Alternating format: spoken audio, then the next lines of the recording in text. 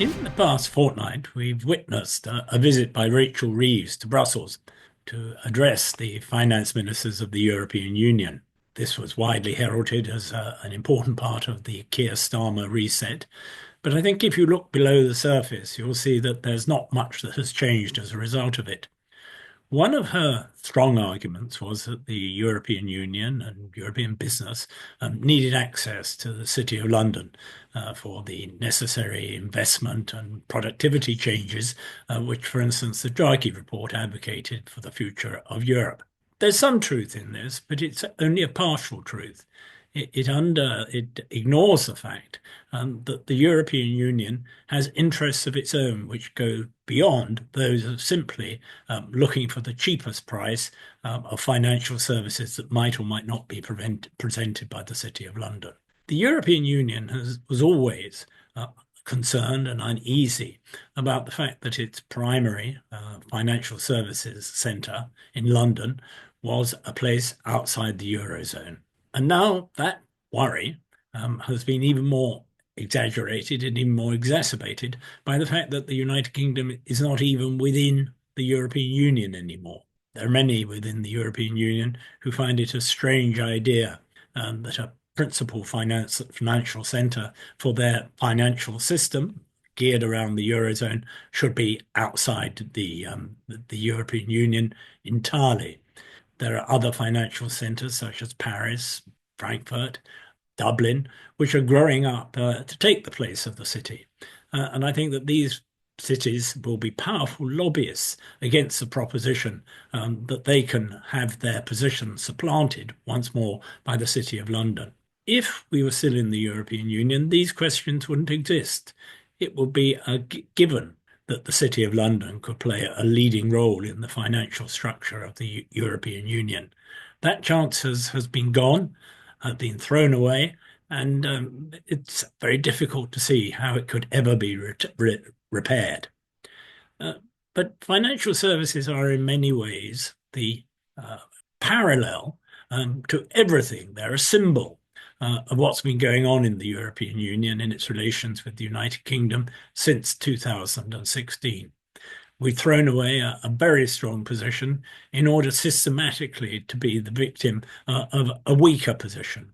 There was a very interesting demonstration of that recently when an internal document from the European Commission was leaked about their likely negotiating position vis-à-vis Keir Starmer's reset. In particular, they said there would have to be a satisfactory settlement on the question of youth mobility. Now, youth mobility is something that most people, I think, in the United Kingdom would regard as a fairly desirable and harmless exercise. But Keir Starmer and his friends have got it into their heads that the rate warm voters might not like it. They might see it as freedom of movement coming in by the back door. It's something that's very important for the EU. And I'm afraid that the British government, if it really wants a reset of relations, will have to move on this. And they're not making a very clever job of helping themselves to move. Every time the issue is mentioned, they murmur disapprovingly about the need to avoid any impression of freedom of movement. Another issue on which they will have to have a settlement with the EU as a precondition for a reset is the question of fisheries. Always a controversial issue, but something that we were much better placed to argue within the European Union than being outside the European Union. Within the supposed interests of the British government, of Starmer's government, is the idea of a phytosanitary and veterinary agreement, which will make it easier for animals and food to be transported between the United Kingdom and the European Union. That very much must be done. The EU have made clear on their terms and not on the terms of the United Kingdom. There will be a need for what they call alignment of changing European legislation in which the United Kingdom will have no say. And that is not something which Keir Starmer and his ministers are yet preparing the British electorate for. So this government, this Labour government, has stopped short of saying that we hold all the cards or they need us more than we need them. But then they have fallen short of explaining the difficulties, the inherent difficulties of what they think of as being a reset. And that inherent difficulty is that we come from a weaker position, a systematically weaker position, a weaker position because we have destroyed the strong position in which we carried on our membership of the European Union previously.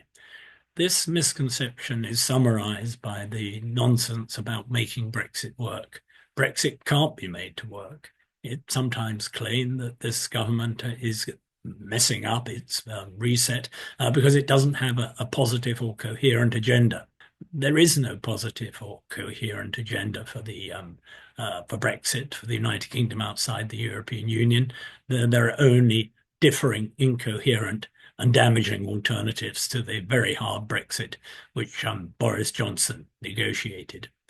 My impression in talking with MPs and commentators is that many of them realise this, but they can see no way out of the devil's dilemma whereby the Labour Party, the party of government, the most powerful party in Parliament, believes that it's in its electoral interest to be quiet about the damage of Brexit. It can attempt, in this absurd phrase, to make Brexit work. We know in the Rejoin EU party that that isn't so.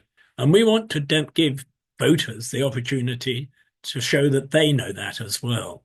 Our unique selling point is that we're an electoral party which will be fighting in by-elections and council elections on our single point of rejoining the European Union as soon as possible, not thinking about doing it in 30 years' time or getting a little bit closer here or there. Rejoining the EU is the only way to make Brexit work. And many parliamentarians know that, but too afraid to say it. We want to make it easier for them to say it by showing that there is electoral advantage in saying that. And that's what we'll be doing, we hope, over 2025. I'll be doing a message for my hopes in 2025 towards the end of the year.